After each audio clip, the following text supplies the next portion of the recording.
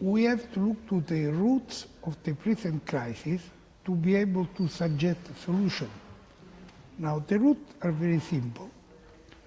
Until 1973, there was an international consensus passed by the General Assembly of the United Nations for a global plan of governance called a new international economic order. In 1981, in the meeting of head of state for the plan of action, President Reagan was elected a few months before. And Margaret Thatcher came and said no with multilateralism, no with international cooperation. We need to make market and trade the center of the international relations. Then in 1989, there was the Washington Consensus, where the International Monetary Fund, the World Bank, the American Treasury decide a restructuration according to market theory. Then in 1989, there was the fall of Berlin Wall. That meant victory of capitalism over socialism, but not any capitalism. The capitalism which put the market as the only regulator of society, which is one type of capitalism, not capitalism. Then, after this, you had the crisis of the economic system in United States in 2009, and then in Europe with the bonds. All these mechanisms, one after the other, together with the deregulation of the financial system, brought a collapse of the political and social institutions which are existing, and brought to an enormous increase of social inequality. You have now 265 billionaires who have the same wealth than 2.3 billion people.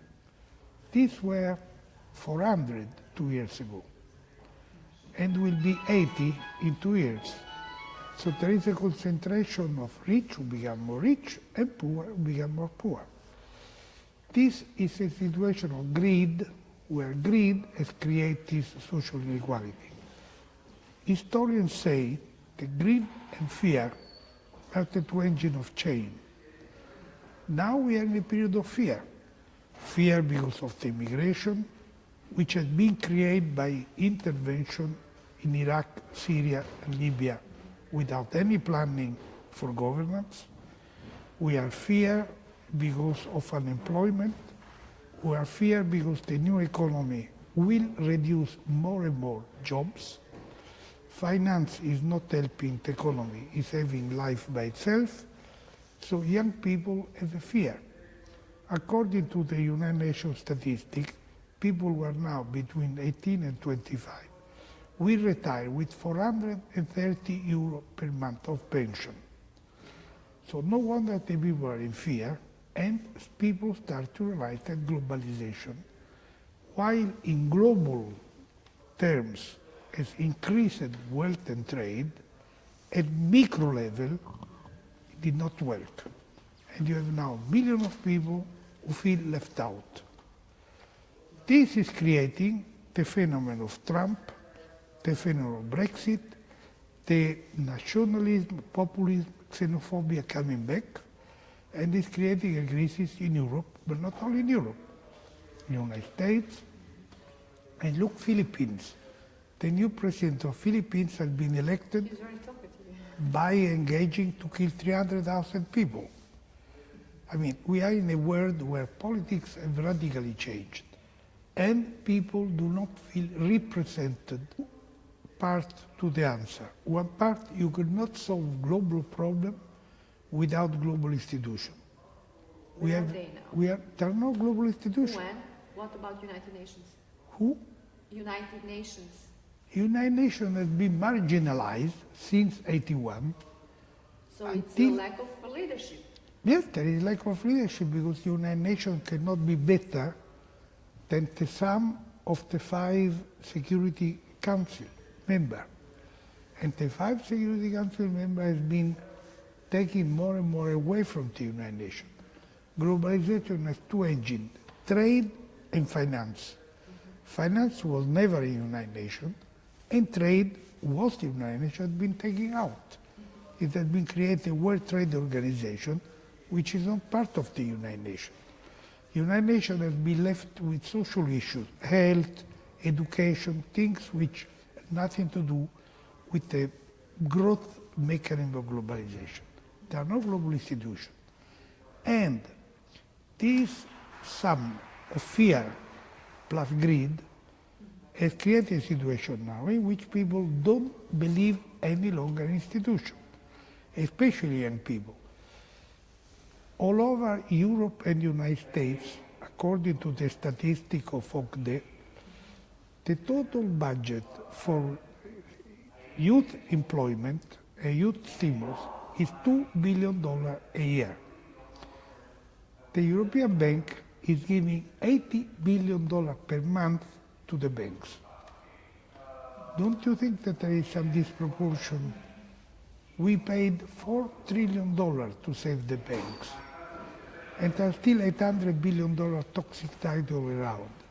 The bank has been fined $280 billion for illicit activities since 2009. So you have a situation where there is no governance, there are no regulation. Finance, which now is 40 to 1 to production, for every dollar of production of goods and services by men, there are $40 of speculation. The proportion between real economy and financial economy is 1 to 40. And this gives you an idea that we have lost the man as the center of the reality. We moved from man to market, and now from market to finance. A world which is run by finance is not viable. So we are paying the crisis of which I gave you the root. We arrived today, the world in full crisis. And politics have been subjugated by finance. Politics, when the Berlin Wall fell, we were told, enough of ideologies. There are straitjacket. So we don't speak any longer in terms of ideology.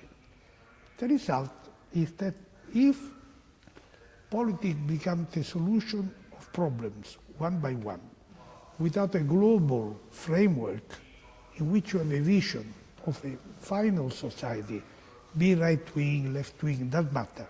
But if you don't have a final view of society, politics becomes an administrative act one after the other. Administrative acts bring corruption and lack of participation. Because people don't feel any longer involved in this, because there is nothing for them.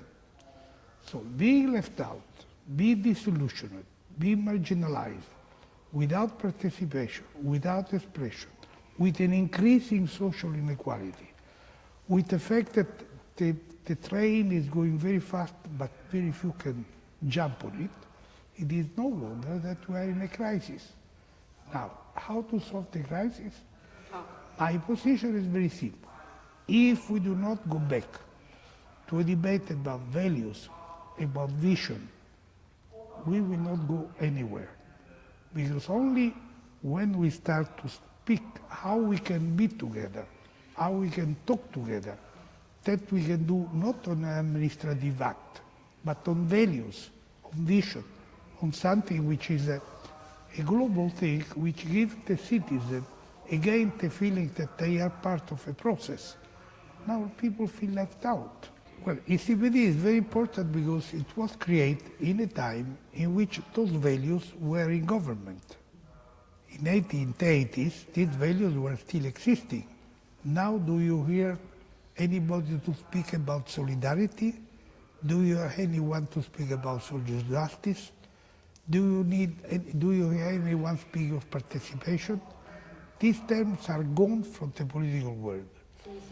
So ECPD, by organizing both an academic activity and meeting of people from different places to discuss this issue is one active element for recreating again the debate on these values, because it's a debate about political issue. And if you listen to the debate here, all people start to say, we are in a crisis, we have to become again global, we have to go again to multilateralism, we have again to find cooperation. So this is the direction in which, as an activist, I'm engaged to organize all time meetings like this, and you can see the differences.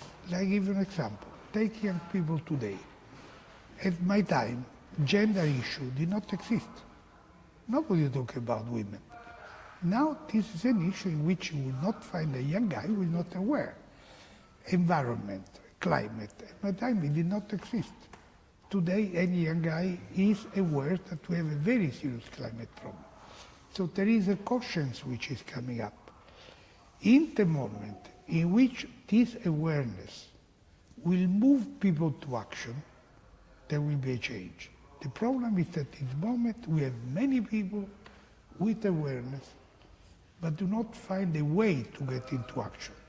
They remain very individualistic, they look the PC, they look the Apple, and they do not really, they create virtual alliances, but don't they create political alliances. I think that in the year 2022, 23, 25 at most, this will happen, and we will have a change of the system.